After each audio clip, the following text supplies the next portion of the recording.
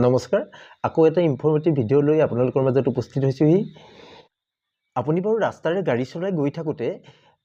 আপোনাৰ গাড়ীৰ আগেৰে যদি এটা মেকুৰী পাৰ হৈ যায় তেতিয়াহ'লে আপুনি বাৰু গাড়ীখন কিছু সময়ৰ বাবে ৰখাই পাইছেনে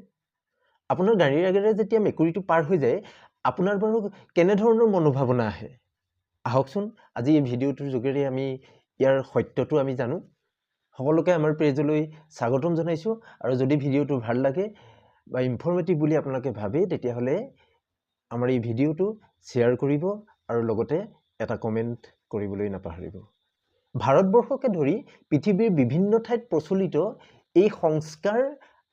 প্ৰকৃততে ইংলেণ্ডতেই প্ৰথম উৎপত্তি হৈছিল ইংলেণ্ডত আগতে শিশুসকলে মেকুৰী পুহিছিল আৰু মেকুৰীটো যেতিয়া শিশুসকলে পুহিছিল মেকুৰীটো যদি দৌৰ মাৰে তেতিয়াহ'লে তাৰ পাছে পাছে শিশুটিও সেই মেকুৰীটোৰ লগতে দৌৰ মাৰে আৰু গাড়ীৰ চালকে ভাবে যে দুৰ্ঘটনা হ'ব বা শিশুটি পাছে পাছে দৌৰি আছে সেইভাবে গাড়ীখন কিছু সময়ৰ বাবে মেকুৰী যদি আগেৰে পাৰ হৈ গুচি যায় তেতিয়া কিছু সময়ৰ বাবে গাড়ীখন ৰখাই দিয়া হয় যাতে পাছেৰে দৌৰি আহি থকা বা পাছে পাছে দৌৰি আহি থকা শিশুটি বচাবৰ কাৰণে